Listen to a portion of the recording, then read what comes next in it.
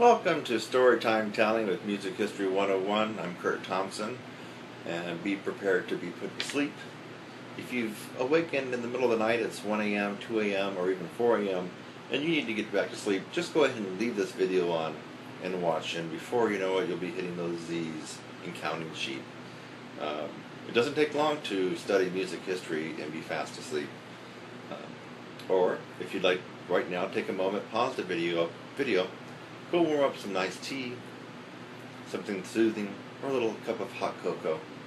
Dim the lights, turn on a nice little fan, get some white noise happening, and be prepared to go to sleep. You might want to go brush your teeth, so all that's taken care of, and check the doors, make sure they're all locked. Here we go.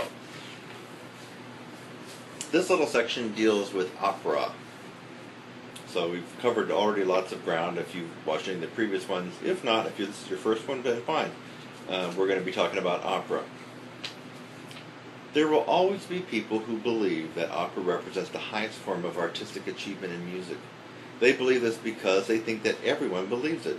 Opera is the plural in Latin for opus, which means work, which is what it takes to listen to opera.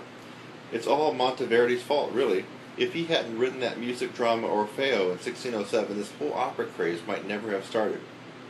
But, having started, opera became all the rage. The church in Rome did its best to suppress the development. The church thought instead that composers should concentrate their energies on creating oratorios. This only worked some of the time. By the 17th and 18th centuries, operas had been divided into two distinct types, opera seria and opera buffa, or serious and comic opera. Operatic singers gained great popularity and enormous influence in both music and politics, and the most popular voice of this time in Italy was the castrato. Okay, so you may be wondering what's the deal about these boys being called castratis, because it reminds you of another word, right? Castrato, castrate, and it's exactly what you think. Before the boys change, out comes the scissors, snip, snip, snip, their balls fall off, their balls are thrown away, and the reason they did this back then, it's probably hard for us to understand, but back then, if you were a celebrated castrati, I mean, you were really famous beyond belief, rich beyond belief, had a life full of luxury, pretty much like the rock star today, being worth millions. You could do what you want, when you wanted. Very, very famous. And so people took chances back then. Unfortunately, most of the boys castrated that had decent voices didn't go on to become that popular. And of course, you know, they ended up with no balls for the rest of their life. But anyway, that's kind of what was going on back then. Probably the best, the most famous of the castrati was Carlo Broschi, known as Farinelli. He could sing circles around most of his contemporaries, both male and female. They said the difference between a castrati and a female voice is that the castrati, of course, could get up in the high range like the females could, like altos and sopranos, but the castrati was a much, much more powerful singer, and so therefore a lot more useful in opera when they had to sing and be heard way in the back rows. So let's go here and keep going. This particular castrati that we're talking about became a court singer for Philip V, the King of Spain, and every night Farinelli would sing him to sleep. The king liked it better than a bedtime story. The popularity of opera buffa grew out of short comic plays with music called intermezzi, written to be performed between the acts of the longer, more serious operas. Among the most popular of these was one by Giovanni Battista Pergolesi called La Serva Padrona. No self-respecting history of opera, of which this book is surely one, joke, would be complete without a mention of this piece. Meanwhile, in France, Jean-Baptiste Lully had been combining music drama and ballet to form a French version of the opera in such works as Alceste and Bellerophon. His promising career came to an abrupt end in 1687 when he died of a stubbed toe. Wow. It was Lully's practice to beat time on the floor with a heavy staff. 1, 2, 1, 2, ready, play.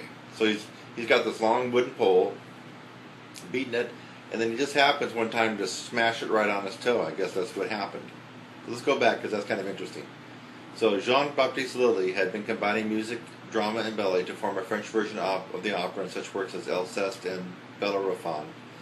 His promising career came to an end in 1687 when he died of a stubbed toe. It was his practice to beat time on the floor with a heavy staff. You can see it coming. One day in the middle of a conducting of Te Deum for the king, he bashed his toe so severely that he developed gangrene and died. England never really got going on establishing its own form of opera, though Henry Purcell managed it once with Dido and Aeneas. The English were quite content to import Italian opera directly, or to let anglicized outsiders such as Handel do it for them. For more on Handel's operas, please read the chapter on him earlier in this book. I don't want to go over it again. And for you guys watching, if you haven't already fallen asleep and you're still up and you can't get back to sleep, you can simply go do a little search at my YouTube channel and click in Handel, and you're going to see the Storytime 101 on Handel. And that's a long one, so you'll definitely be asleep by the end of that one. Okay, so let's see what we can say about the only uniquely English contribution to the development of opera is the Masque, a poetical drama with music accompaniment. Thomas Arne's Masque, Alfred, written in 1741, contains the song we now know as Rule Britannia. Another English variant, known as the ballad opera, is really only a collection of popular melodies stolen from other operas and set to new words. John Gay's The Beggar's Opera is the most famous example. Copyright laws were much more slack in the 18th century, so although many people threatened him, Gay never lost any money or over lawsuits. Fittingly, one song from The Beggar's Opera, Mac the Knife, has become a standard of modern jazz singers for which Gay gets no royalties. Serves him right. So that's kind of interesting back then that you could actually compose a piece of music, it could become famous, and someone else could take your music and put it in something and call it a different name and still make money off it and call it their own. So that's why I guess we have copyright laws today. Big changes were in the wind with the arrival of a new German composer, Christoph Willibald Gluck, who decided that the long-established tradition of Italian opera made a mockery of the true intent of the dramatic plot. The da capo aria, with its built-in repeat and excessive cadences inserted to allow the singer to show off, made Gluck very angry. A petition presented to the Paris Opera management by a group of Italian singers demands that a cadenza must last 7 minutes and 36 seconds, all without drawing breath. Ridiculous. Oh, so I guess that might be a picture of a true opera fanatic right there. His first big success was a new version of the old Greek myth, first set by Monteverdi. Gluck's Orfeo ed Eurydice, was first performed in 1762, followed by Alcesti in 1767. Another big triumph came with Paris production in 1774 of, oh my goodness, Iphigenie and Aulide. This brought to an end a long-standing quarrel then raging in Paris between those who favored the French opera comique and others who favored the Italian opera buffa, which came to be called the War of the Buffoon, the War of the Buffoonists. Oh, so that's the War of the Buffoonists. I forgot all about that. So let's go back over that because you kind of need to know that. So, a long-standing quarrel raging in Paris between those who favored the French opera comique and others who favored the Italian opera buffa, which came to be called the War of the Buffoonists. So I guess these were Parisians and French people that were either pro-French opera or pro-Italian opera. The Buffoonist rivalry was only one of the many that have, page turn, made the study of opera history so entertaining. Handel thought that Gluck knew no more about music than his cook, and the poet Franz Grillparzer once said of Carl Maria von Weber's opera Die Freischütz, "This opera can please only fools or idiots or pundits or street robbers or assassins." Whew. That's pretty hardcore, pretty critical. But among the most famous is the disaster that accompanied the premiere performance of Gioacchino Rossini's opera Il Barbiere de Seviglia, the Barber of Seville. Rossini composed his Barber in 1816 in little more than 2 weeks. Since time was short, he borrowed the plot of a story that had earlier been an opera by Giovanni Paisiello. Paisiello was, not night surprisingly rather angry, so he sent a group of loyal friends to disrupt the opening night. They booed and hissed and threw things on stage. This sort of distraction tends to upset singers. One of them tripped on his robe, another broke a guitar string, and a third fell through the trap door. Then someone let a cat loose on the stage. The opera ended up being even funnier than Rossini had intended. The second night went much better, not a cat in sight. After that, Paisiello didn't have a chance. Rossini was one of the most popular Italian opera composers of his day, so much so that he retired at 37 and devoted the rest of his long life to becoming a gourmet cook and bon vivant. He grew quite fat, but he didn't care. So interesting. So Rossini, who composed The Barber of Seville, really stole that from Paisiello. And then he became so successful that he didn't have to work anymore. At 37, he was retired. He became a chef, I guess, and a gourmet cook. Rossini was a prolific composer and a very fast one who worked very best under pressure. He wrote the overture to The Thieving Magpie on the day of the premiere in 1817. Wait a minute.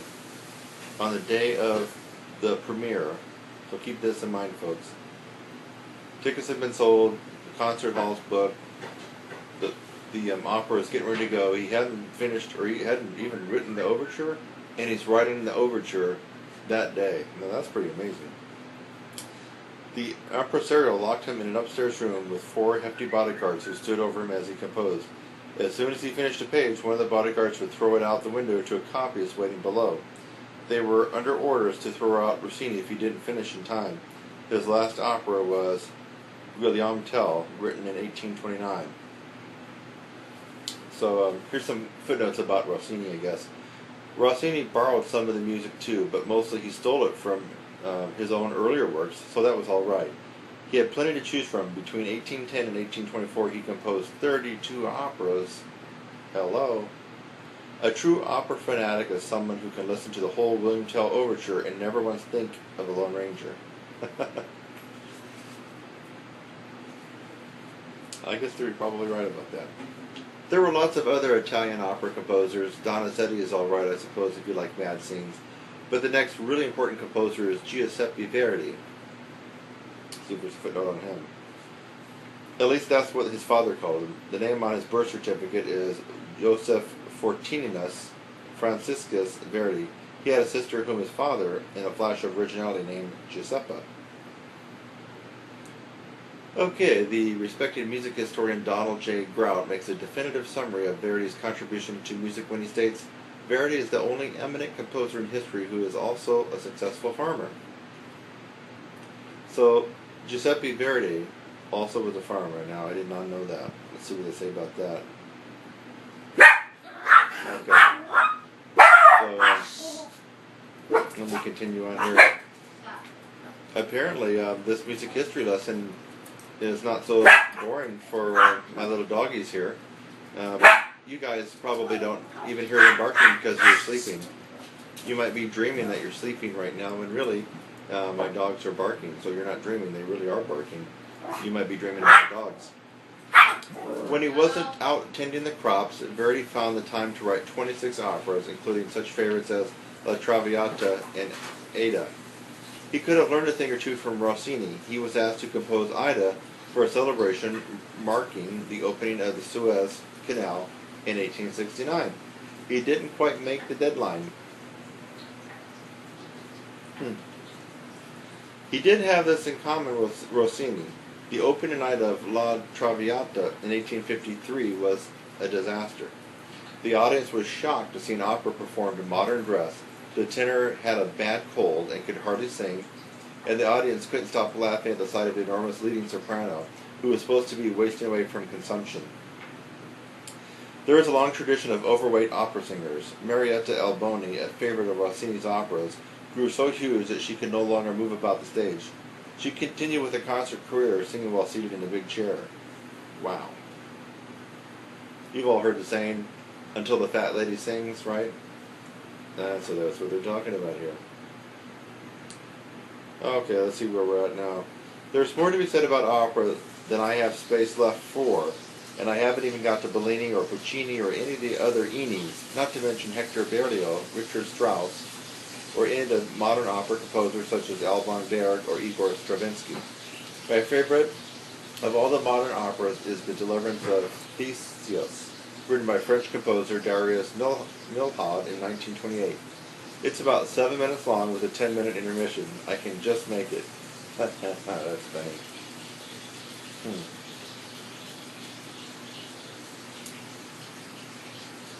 A gas company in Breslau filed an injunction against Paul Hindemith's opera Neues von Tage because the heroine sings a song praising electric heat over gas heat. The company felt it was bad for business. Very interesting. Okay, so there you go, folks. Just a little bit of overview and some funniness of opera. And yeah, so opera I think doesn't really have a gray area. I think that you're either a true opera fanatic and fan, you love it, you breathe it, you eat it, you sleep it. You might be dreaming about it right now. Or if you're like me, you've tried it, and you've tried it, and you've tried it, and that's about it. You've tried, you made several attempts at it to figure it out, to absorb it, to like it, and to develop a palate for it, and you just never did. That's the camp that I'm in. Anyway, now this was a very long one, so it's very likely you're fast asleep, drooling right now, sleeping. If you should wake up, you might want to go ahead and turn off the light, secure your doors, and go back to sleep. Good night, and this has been Storytime Music History 101 with Kurt Thompson, and all about opera.